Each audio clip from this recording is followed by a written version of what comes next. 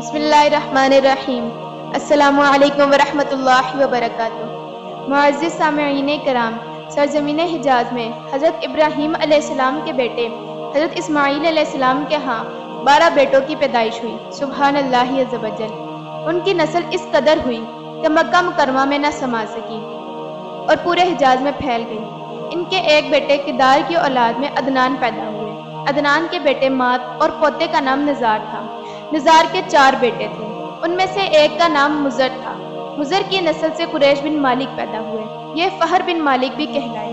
قریش کی اولاد بہت ہوئی، ان کی اولاد مختلف قبیلوں میں بٹ گئی۔ ان کی اولاد سے قصی نے اقتدار حاصل کیا۔ قصی کے ہاں 3 بیٹے ہوئے، ان میں سے ایک عبد مناف تھے، جن کی اگلی نسل میں ہاشم پیدا ہوئے۔ ہاشم نے مدینہ کے ایک سردار کی بیٹی سے شادی کی۔ ان کے ہاں ایک بیٹا پیدا ہوا جس کا نام شیبہ رکھا گیا۔ یہ پیدا ہی ہوا تھا کہ ہاشم کا انتقال ہو گیا۔ ان کے بھائی مطلب مکہ کے حکیم تھے۔ ہاشم کا بیٹا مدینہ میں پرورش پاتا رہا۔ جب مطلب کو معلوم ہوا کہ وہ جوان ہو گیا ہے تو بھتیجے کو لینے کے لیے خود مدینہ گئے۔ اسے لے کر مکہ مکرمہ پہنچے تو لوگوں نے خیال کیا یہ نوجوان ان کا غلام ہے۔ مطلب نے لوگوں کو بتایا کہ یہ ہاشم کا بیٹا اور میرا بھتیجا ہے۔ اس کے باوجود لوگوں نے اسے مطلب کا غلام ہی کہنا شروع کر دیا۔ اس طرح شیبہ کو عبد المطلب کہا جانے لگا۔ حضرت عبد المطلب کے ہاں ابو طالب، حمزہ، عباس، عبداللہ، ابو لہب، حارث، زبیر، زرار اور عبد الرحمن پیدا ہوئے۔ ان کے بیٹے حضرت عبداللہ سے ہمارے نبی کریم صلی اللہ علیہ وآلہ وسلم کی ولادت ہوئی۔ حضرت عبد المطلب کے تمام بیٹوں میں حضرت عبداللہ سب سے زیادہ خوبصورت اور سب سے زیادہ پاک دامن تھے۔ حضرت عبد المطلب کو خواب میں زمزم کا کنواں کھودنے کا حکم دیا گیا، یعنی حضرت اسماعیل علیہ السلام کے کنویں کو، اس کنویں کو جو قبیلہ جرہم کے سردار مزاز نے بند کر دیا تھا۔ قبیلہ جرہم کے لوگ اس زمانے میں مکہ کے سردار اور بیت اللہ کے نگران تھے۔ انہوں نے بیت اللہ کی بے حرمتی شروع کر دی۔ ان کا سردار مزاز بن عمر تھا، وہ اچھا آدمی تھا۔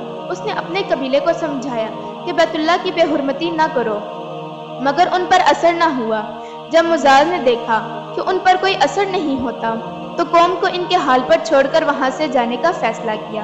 اس نے تمام مال و دولت، تلواریں اور زیریں وغیرہ خانہ کعبہ سے نکال کر زمزم کے کنویں میں ڈال دی اور مٹی سے اس کو بند کر دیا۔ کنواں اس سے پہلے ہی خشک ہو چکا تھا، اب اس کا نام و نشان مٹ گیا۔ مدتوں یہ کنواں بند پڑا رہا۔ اس کے بعد بنو خزاں نے بنو جرہم کو وہاں سے مار بھگایا۔ بنو خزاں اور قصی کی سرداری کا زمانہ اسی حالت میں گزرا، کنواں بند رہا، یہاں تک کہ قصی کے بعد حضرت عبد المطلب کا زمانہ آ گیا۔ انہوں نے خواب دیکھا، خواب میں انہیں زمزم کے کنویں کی جگہ دکھائی گئی اور اس کو کھودنے کا حکم دیا گیا۔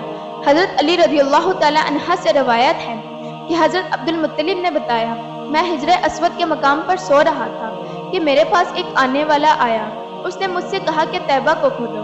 میں نے پوچھا طیبہ کیا ہے، مگر وہ کچھ بتائے بغیر چلا گیا۔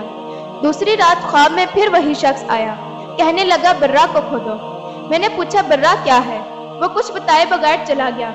تیسری رات اپنے بستر پر سو رہا تھا کہ پھر وہی شخص خواب میں آیا اور اس نے کہا کہ مزدونہ کو کھودو۔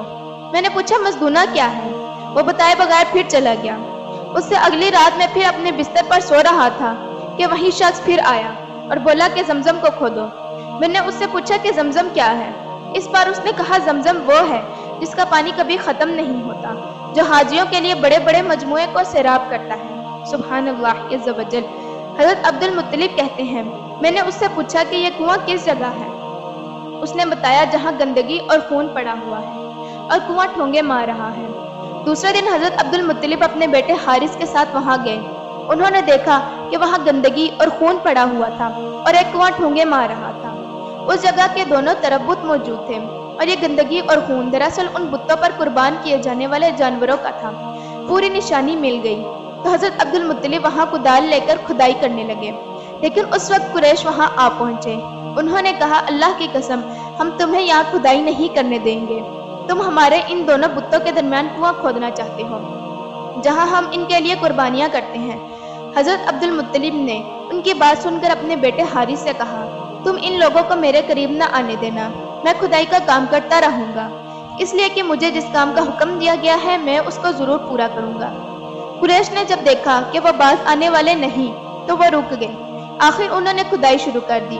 جلد ہی کنویں کے آثار نظر آنے لگے۔ یہ دیکھ کر انہوں نے کہا کہ اللہ اکبر، اور پھر پکار اٹھے، یہ دیکھو، یہ اسماعیل علیہ السلام کی تعمیر ہے۔ جب قریش نے یہ دیکھا کہ انہوں نے کنواں تلاش کر لیا تو ان کے پاس آ گئے اور کہنے لگے، عبد المطلب، اللہ کی قسم، یہ ہمارے باپ اسماعیل علیہ السلام کا کنواں ہے اور اس پر ہمارا بھی حق ہے، اس لیے ہم اس میں تمہارے شریک ہوں گے۔ یہ سن کر حضرت عبد المطلب نے کہا، میں تمہیں اس میں شریک نہیں کر سکتا، یہ مجھ اکیلے کا کام ہے۔ جس پر قریش نے کہا، تب پھر اس معاملے میں ہم تم سے جھگڑا کریں گے۔ حضرت عبد المطلب بولے، کسی سے فیصلہ کروا لو۔ انہوں نے بنو سعد ابن حزیم کی کاہنہ سے فیصلہ کروانا منظور کیا۔ یہ کاہنہ ملک شام کے بلائی علاقے میں رہتی تھی۔ آخر حضرت عبد المطلب اور دوسرے قریش اس کی طرف روانہ ہوئے۔ حضرت عبد المطلب کے ساتھ عبد مناف کے لوگوں کی ایک جماعت تھی، جبکہ دیگر قبائل قریش کی بھی ایک جماعت تھی۔ اس زمانے میں ملک حجاز اور شام کے درمیان ایک بیابان میدان تھا، وہاں کہیں پانی نہیں تھا۔ اس میدان میں ان کا پانی ختم ہو گیا، سب لوگ پیاس سے بحال ہو گئے، یہاں تک کہ انہیں اپنی موت کا یقین ہو گیا۔ انہوں نے قریش کے دوسرے لوگوں سے پانی مانگا، لیکن انہوں نے پانی دینے سے انکار کر دیا۔ اب انہوں نے ادھر ادھر پانی تلاش کرنا شروع کر دیا۔ حضرت عبد المطلب اٹھ کر اپنی سواری کے پاس آئے۔ جو ہی ان کی سواری اٹھی، اس کے پاؤں کے نیچے سے پانی کا چشمہ ابل پڑا۔ انہوں نے پانی کو دیکھ کر اللہ اکبر کا نعرہ لگایا۔ پھر حضرت عبد المطلب سواری سے اتر آئے۔ سب نے خوب سیر ہو کر پانی پیا اور اپنے مشکیزے بھر لیے۔ اب انہوں نے قریش کی دوسری جماعت سے کہا کہ آؤ تم بھی سیر ہو کر پانی پی لو۔ اب وہ بھی آ گئے اور خوب پانی پیا۔ پانی پینے کے بعد وہ بولے، اللہ کی قسم اے عبد المطلب، یہ تو تمہارے حق میں فیصلہ ہو گیا۔ اب ہم زمزم کے بارے میں تم سے کبھی جھگڑا نہیں کریں گے۔ جس ذات نے تمہیں اس بیابان میں سیراب کر دیا، وہی ذات تمہیں زمزم سے بھی سیراب کرے گی، اس لیے یہیں سے واپس چلو۔ اس طرح قریش نے جان لیا کہ اللہ تعالیٰ حضرت عبد المطلب پر مہربان ہے، لہٰذا ان سے جھگڑنا بے سود ہے اور کاہنہ کے پاس جانے کا کوئی فائدہ نہیں۔ چنانچہ سب لوگ واپس لوٹے۔ واپس آ کر حضرت عبد المطلب نے پھر کنویں کی کھدائی شروع کر دی۔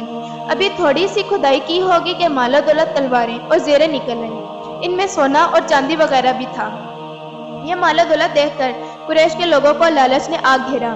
انہوں نے حضرت عبد المطلب سے کہا، اے عبد المطلب، اس میں ہمارا بھی حصہ ہے۔ ان کی بات سن کر حضرت عبد المطلب نے کہا، نہیں، اس میں تمہارا کوئی حصہ نہیں، تمہیں انصاف کا طریقہ اختیار کرنا چاہیے۔ آؤ آنسو کے تیروں سے کوڑا ڈالیں۔ انہوں نے ایسا کرنا منظور کر لیا۔ 2 تیر کعبہ کے نام سے رکھے گئے، 2 حضرت عبد المطلب کے اور 2 قریش کے، باقی لوگوں کے نام کے پاسا پھینکا گیا تو مال و دولت کعبہ کے نام نکلا، تلواریں اور زیریں حضرت عبد المطلب کے نام، اور قریشیوں کے نام جو تیر تھے وہ کسی چیز پر نہ نکلے۔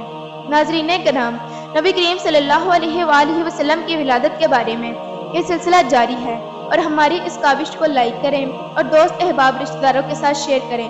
اچھی بات دوسروں تک پہنچانا صدقہ جاریہ ہے، اور کمنٹ میں درود شریف اور سبحان اللہ لازمی لکھیں۔ جزاک اللہ خیرہ۔ والسلام علیکم ورحمۃ اللہ وبرکاتہ۔